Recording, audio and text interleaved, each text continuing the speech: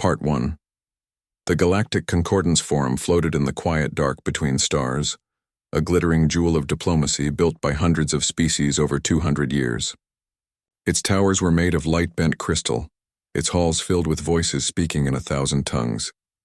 Every day envoys came to argue, to trade, to make peace, or sometimes just to watch each other and wonder.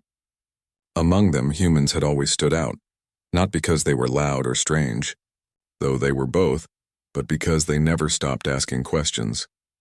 Daniel Porter stood at the edge of the main chamber, his hands clasped behind his back, watching the crowd. He wore the standard Earth delegation uniform, plain gray with a small blue circle over the heart, the only symbol Earth still used in space. Around him, Virelians hissed softly as they moved, their long limbs clicking against the polished floor. Qatari delegates floated in gentle anti-grav bubbles, their skin shifting colors with every word they spoke. Even the silent Zenthari were present, their tall, smooth bodies glowing faintly in the low light. For 50 years, Daniel had come here.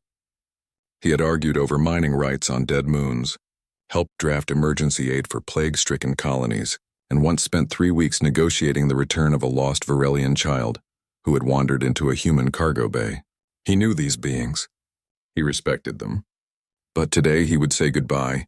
He stepped forward. The chamber's central dais rose beneath his feet, lifting him into view of every envoy. A hush fell, not the usual respectful pause before a speech, but something deeper, heavier. They sensed something was wrong. "Friends," Daniel began, his voice calm, clear, and human. "Today I speak not as a negotiator, not as a diplomat, but as the final representative of Earth in this forum." A ripple moved through the crowd. The Qatari bubbles dimmed. A Virelian dropped its data slate with a sharp clack. "For over a century," Daniel continued, "humanity has sat among you. We joined your treaties. We shared our science. We listened. We learned. And for that we are grateful." He paused, not for effect, but because the next words were hard to say. "But we have made a decision, effective immediately. Earth withdraws from the Galactic Concordance Forum. All human delegates will depart within the hour. All joint operations will cease. All communications will be suspended. Silence. Not a single whisper. Not even the hum of the air recyclers seemed to dare break the stillness. "We do not do this out of anger," Daniel said softly, "nor fear. We simply must go." He stepped down from the dais. No one moved to stop him. No one shouted. They just watched, stunned, as he walked toward the human exit archway. His boots made soft sounds against the floor. Human sounds, ordinary, final. Behind him, confusion bloomed like a slow storm. The Virelian envoy Krell turned to his aide and whispered, "What does this mean?" The Qatari elder, Nisa, pulsed a deep indigo, grief or alarm. The Zenthari remained still, but their inner light flickered in a pattern no one had ever seen before. Daniel did not look back. Outside the chamber, in the human wing of the station, the last of Earth's staff were already packing. Data cores were wiped. Personal items vanished into sealed cases. Screens went dark one by one. There was no panic, no shouting, just quiet efficiency, as if they had rehearsed this moment 1,000 times. Lena Ruiz stood by the observation window, her fingers resting on the cool glass. She had spent 12 years here, teaching alien children Earth songs, translating poetry, building bridges between minds that saw the universe in completely different ways. Now she was leaving it all behind. "You okay?" asked Eli Carter, walking up beside her with a half-packed bag slung over his shoulder. Lena nodded, but her eyes were wet. I never thought it would end like this. No warning, no goodbyes," Eli sighed. "Orders are orders. And you know what they say? When Earth speaks, it doesn't explain. It just acts." She turned away from the window. "Do you think they'll understand?" "Who, the aliens?" Eli gave a small, sad laugh. "They'll try, but they won't get it. Not yet." Down in the shuttle bay, the last human vessel waited, sleek, silver, unmarked. No flags, no names. Just a ship ready to go home. Daniel boarded last. He handed his access badge to the station AI at the airlock. The machine beeped once, then said in its calm voice, "Thank you for your service." "Ambassador Porter." "You're welcome," Daniel said. The airlock sealed behind him with a soft hiss.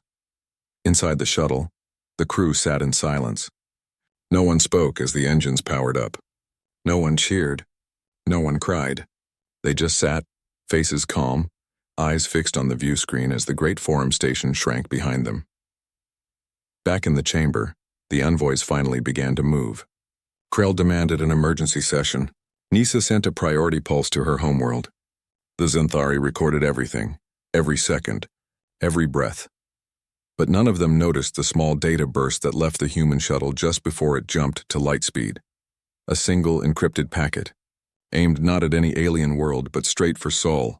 It carried no message of war, no threat. Just a string of numbers, a coordinate, and one word. Ready. As the shuttle vanished into the starry dark, the forum remained. But something had changed. The balance had shifted. The galaxy had lost a voice it never truly understood, and gained a mystery it would spend centuries trying to solve. And far away, on a quiet blue planet circling an average yellow star, lights began to go out. Not from fear, not from collapse, but from choice. Humanity was done talking. Now it was time to become something else. Part 2. Weeks passed and the silence from Earth grew heavier. At first, the other species thought it was a bluff. Humans were known for their dramatic gestures, walking out of meetings, shutting down trade lanes for moral reasons, even recalling their ambassadors over small insults. But this time was different. No human ship answered hails. No colony broadcast its usual weather reports or market prices. Even the deep space relay stations that humans maintained near the Helios Rift went dark, their lights winking out one by one like candles in a storm. Lena Ruiz had been one of the last humans many aliens saw. She had worked on Ceres 9, a neutral research moon where scientists from dozens of species shared labs and lunch tables. She taught Qatari children how to sing Amazing Grace and helped Varelian engineers understand human humor. Now her station sat empty.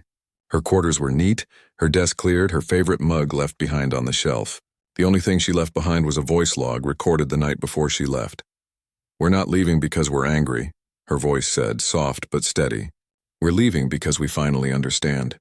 The log spread through the concordance like a rumor. Some called it a riddle. Others called it a warning. The Zenthari studied it for patterns. The Qatari played it during their morning cycles. No one knew what it meant, but everyone felt its weight. Meanwhile, strange things began to happen at the edges of human space. A Varelian scout ship reported a flash of violet light near the ruins of Proxima Outpost, light that bent the stars behind it. A Qatari mining drone picked up a signal that sounded like a heartbeat, though no life signs were present. And then there were the ships. A derelict Qatari freighter, long abandoned after a reactor failure, suddenly powered up. Its engines roared to life, but not with the usual blue flame. This light was deep violet, humming with a frequency that made nearby sensors glitch. The freighter moved with impossible grace, weaving through asteroid fields as if it knew every rock by name. Then, without warning, it vanished into a tear in space no bigger than a door. The Concordant sent probes. They found nothing but cold metal and faint traces of human nanotech embedded in the freighter's hull. Tiny machines that rebuilt circuits, rewrote code, and then dissolved into dust. It was clear, humans had touched that ship. But why and how? Back on Earth, cities emptied. Not in chaos, but in calm. Families packed what they needed. Schools closed. Factories shut down. People walked to spaceports not with fear, but with quiet purpose. Massive arcs rose from the oceans and plains, their hulls gleaming under the sun. They did not head for Mars or the moons of Jupiter. They pointed toward the black between stars and left without fanfare. Eli Carter watched it all from a distance. He had been stranded on a backwater moon called Vexus after his shuttle was grounded for diplomatic review. A polite way of saying the Concordants didn't trust humans anymore. From his tiny apartment above a repair shop, he monitored every scrap of news he could find. He saw the arcs leave. He saw the last lights on Earth go dark. He saw the silence spread like fog. He tried to contact anyone, friends, old colleagues, even his sister in New Vancouver. No answer, not even static. Just empty channels. One night he received a broken transmission from Luna. It was faint, scrambled, but real. He patched it through his old Concordance decoder, the one he'd kept hidden under his bed. The screen flickered. A woman appeared, Maya Torres, head of the Lunar Archive. She looked tired but calm. "Project Exodus is complete," she said. Her voice was clear, as if she were speaking just to him. "We spent centuries trying to fit into your galaxy. But we were never meant to negotiate borders or ration antimatter. We were meant to ask the next question." The screen cut to static, then showed schematics. Strange, beautiful patterns of light and data, woven through something called dark matter filaments. Eli didn't understand most of it, but one phrase stuck. Consciousness network. Another. Beyond space-time. His hands shook. He played the message again, and again.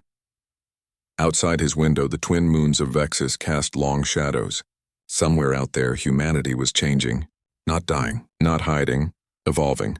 The Concordance held emergency meetings daily now. Species that had ignored each other for generations sat side by side, united by fear. The Varelians argued that humans had built a weapon. The Qatari believed they had achieved spiritual transcendence. The Zenthari said nothing, but their glow had turned a deep, troubled red. Trade slowed. Patrols doubled. Every ship that entered human space was scanned, tracked, and turned away. Yet nothing came out. No attacks. No messages. Just absence. Then came the whispers. A freighter captain near the Orion Veil swore he heard a human voice in the static between stars.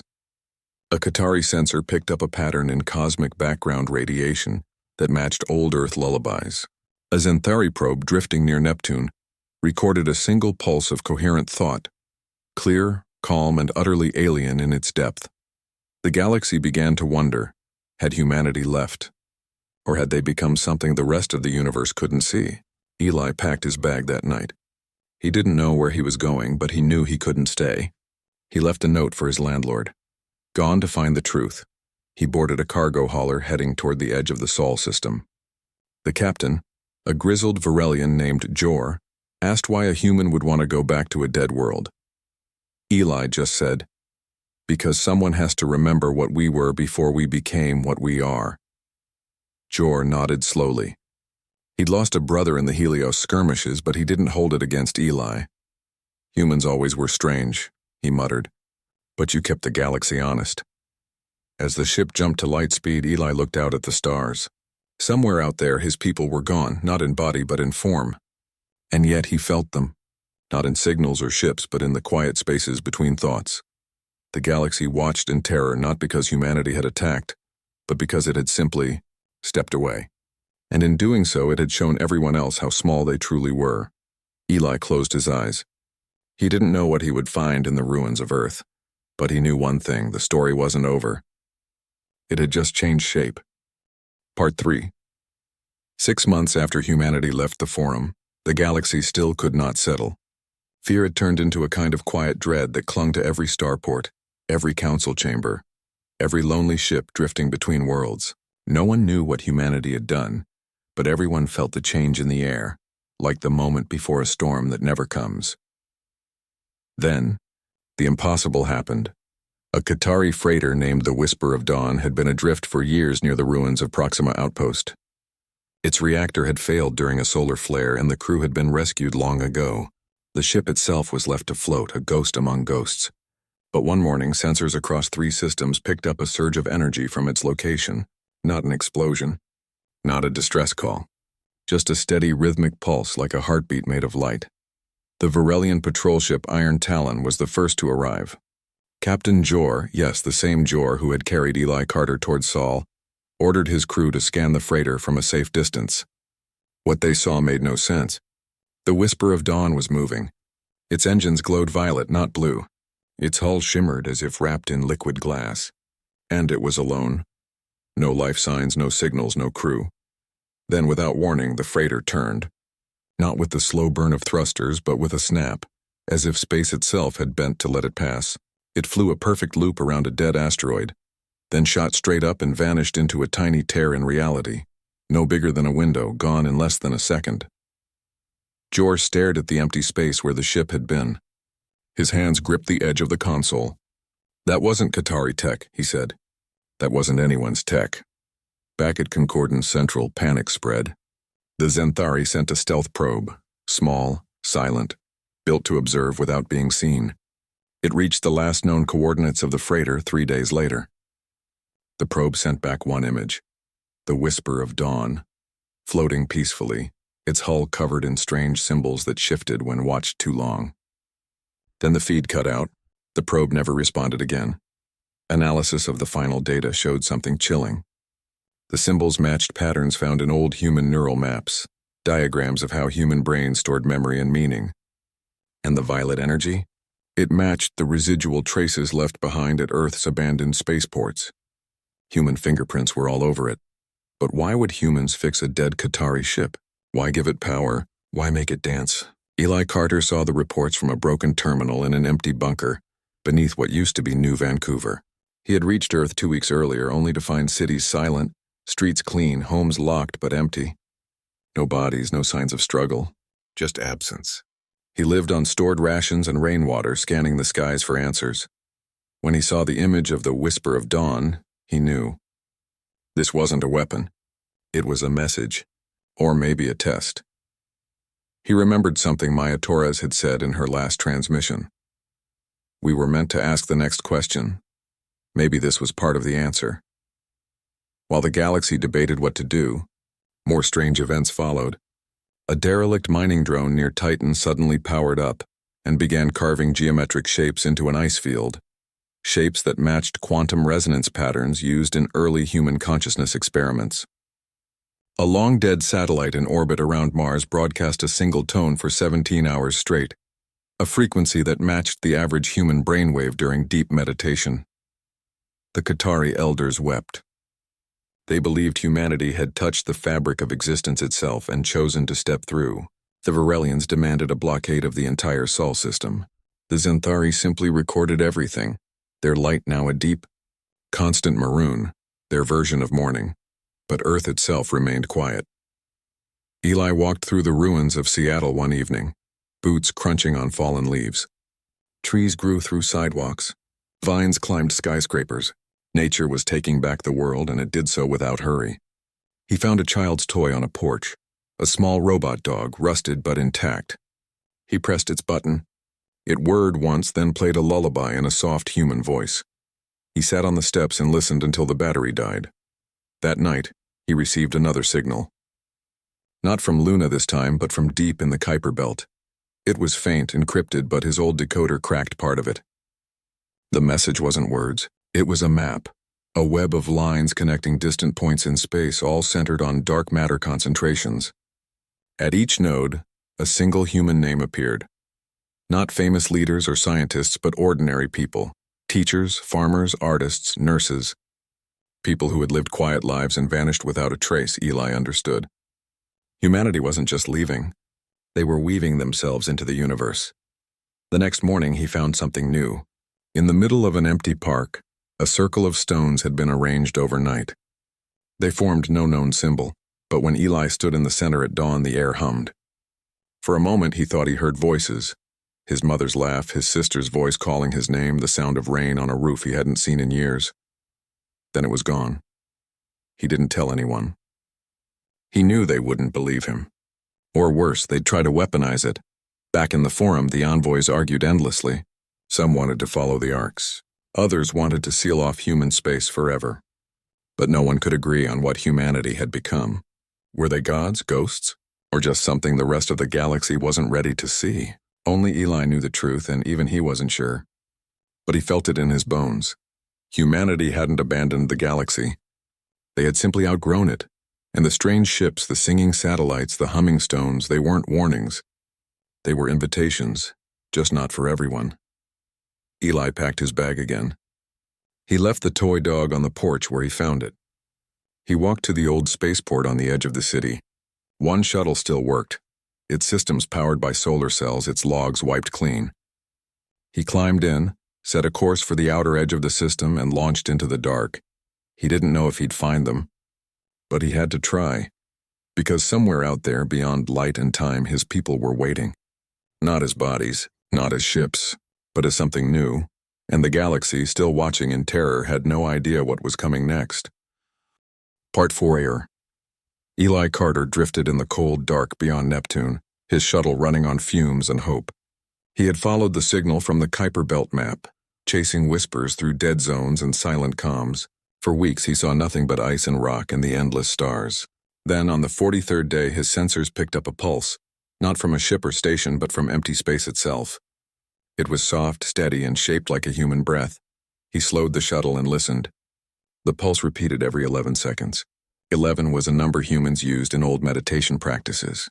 Eli remembered his grandmother counting breaths. In for 4, hold for 2, out for 5. 11.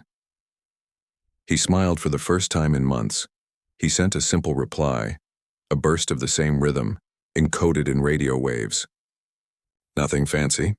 Just a human saying, "I'm here." The pulse changed. It grew warmer, brighter, almost welcoming. Then a voice came through. Not loud, not mechanical, but clear and calm, like someone speaking just behind his ear. "Eli Carter, you came?" He froze. It was Maya Torres, or something that remembered her voice. "Where are you?" he asked, his hands shaking on the controls. "Everywhere the question is asked," the voice said, "and nowhere the answer is demanded." Eli didn't understand, but he didn't need to. He just needed to know they were real. He had intercepted the final lunar archive transmission weeks ago, but now he got more. Fragments poured into his shuttle's system, not as data, but as feeling. Images bloomed in his mind. Cities dissolving into light. Minds linking through threads of dark matter. Billions of thoughts flowing together like rivers into an ocean of awareness. Humanity hadn't died. They had woven themselves into the universe's hidden structure, becoming something that didn't need bodies, ships, or even time as others knew it. Project Exodus wasn't an escape. It was a transformation, the voice explained slowly as if speaking to a child. For centuries, humans had tried to fit into the galaxy's rules: trade, war, diplomacy, borders. But their true nature wasn't to conquer or negotiate. It was to wonder, to ask, to become. While other species built empires, humans built questions. And eventually they asked one so big it changed everything. What if we don't need to be physical to exist? Using breakthroughs in quantum consciousness, they had learned to map the self, not just memory, but emotion, intuition, the quiet hum of being, and upload it into a network sustained by dark matter filaments. These filaments ran through the universe like roots through soil, invisible but strong. In them, human minds lived on, not as ghosts, but as living thought, able to shape reality in small, careful ways. The violet ships? They were echoes, tools shaped by collective will, sent to test if the rest of the galaxy was ready to see beyond matter. The singing satellites? Reminders that meaning could exist without sound. The stones in the park? Anchors placed so those who still walked the earth might feel they weren't alone. "We're not gone," Maya's voice said. "We're just elsewhere. And we're watching." Eli wiped his eyes. "Why didn't you tell anyone?" "Because understanding can't be given," she replied. "It has to be earned." The forum wanted answers. We offered silence. Silence is the first teacher. Back in the Concordance, panic had turned to obsession. The Varelians launched a fleet towards Sol, not to attack, but to study. The Qatari sent poets instead of soldiers, hoping beauty might bridge the gap. The Xanthari stopped speaking altogether. Their light had gone dark, a sign their records said that they were listening with their whole being. But none of them saw what Eli now saw. He looked out his viewport. The stars seemed brighter, closer. Between them, he thought he saw faint threads of silver light. Too dim for normal sensors, but visible if you knew where to look. The network. "Humanity's new home. Can I join you?" he asked, a long pause. Then, "Not yet. Your body still ties you to this world. But you can carry the truth." "What truth?" "That we left not because we hated the galaxy, but because we loved it too much to stay small." Eli understood. Humanity had outgrown the game of borders and treaties. They had stepped into a larger story, one the rest of the galaxy wasn't ready to read. He turned his shuttle toward home, not Earth, but the wider dark. He would tell what he could, not with data or proof, but with stories, with quiet acts, with the same patience humans had always shown, even when no one understood them. As he flew, the pulse faded, but the feeling remained, a warmth in his chest, like a hand on his shoulder. Far away, on a dead moon, a Qatari poet placed a stone on a silent altar. On a Varelian warship, a young engineer turned off her weapons console and played a human lullaby over the comms. In the deepest Xanthari chamber, a single point of light flickered back to life. The galaxy was beginning to listen. Eli didn't know if they would ever truly understand. But he knew this: Humanity hadn't abandoned them. They had simply shown them the door, and now, it was up to the rest of the stars to decide if they would walk through it. He set his course for Series 9. Lena Ruiz had once said that understanding begins with a single shared song. Maybe it was time to sing again.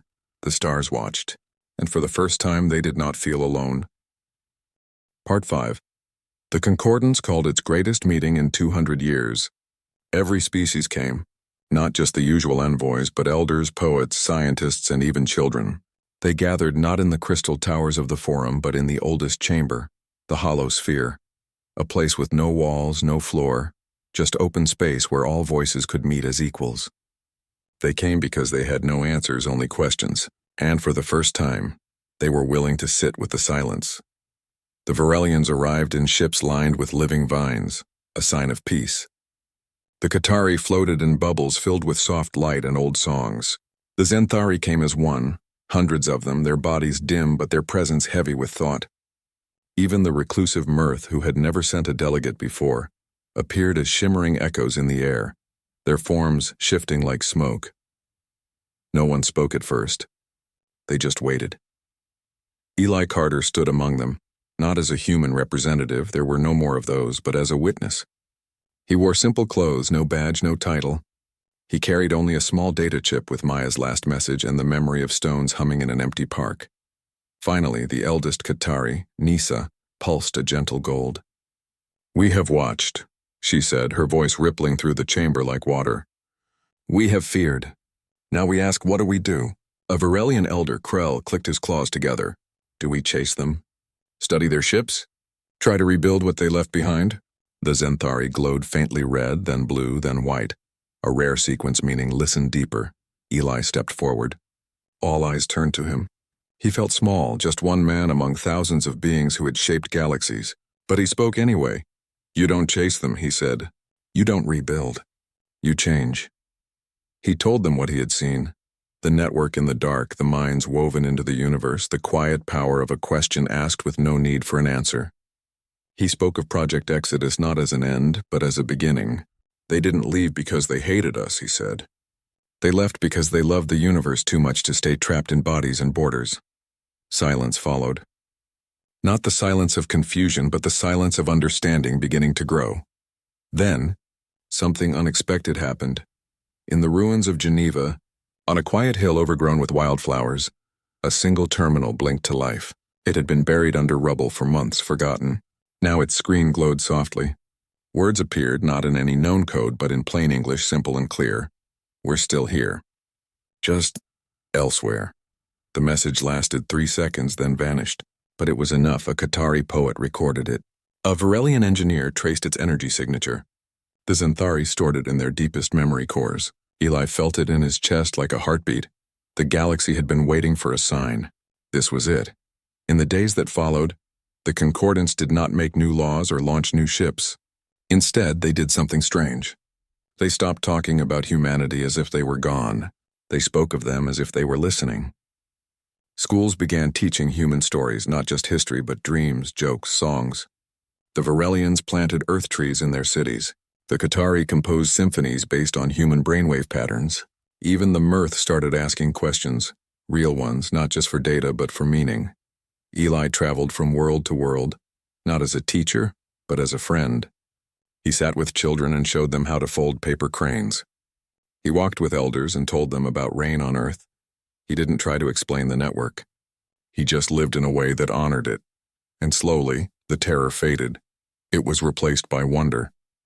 Back on Earth, the cities stayed empty, but they were no longer sad. Flowers grew through cracked pavement. Birds nested in silent towers. Rivers ran clean. The planet healed not because humans left, but because they had finally learned to let go.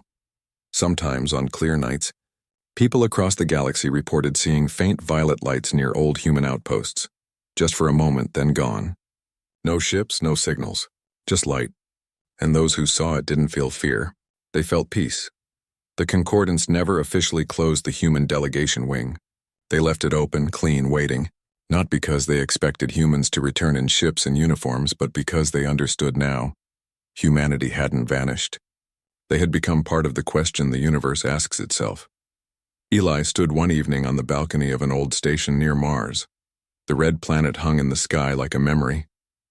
He thought of Daniel Porter walking out of the forum, of Lena Ruiz singing to alien children, of Maya Torres speaking her last words to a dead moon. He smiled. They were all still here. In the hum of a quiet engine, in the shape of a cloud, in the pause between two heartbeats. The galaxy had watched in terror when humanity abandoned the forum, but now, it watched with something new, respect, curiosity, and the first fragile seeds of hope. Because if humans could step beyond their bodies and become something greater, maybe others could too. Not by copying them, but by asking their own next question. Eli looked up at the stars. He didn't see empty space. He saw threads of silver, faint but real. And somewhere along them he knew his people were thinking, dreaming, watching, he whispered so softly no one else could hear. We're learning. And far away in the quiet dark between galaxies, something hummed in reply. The stars kept turning. The universe kept breathing. And for the first time in a long time, it felt like everything was exactly as it should be.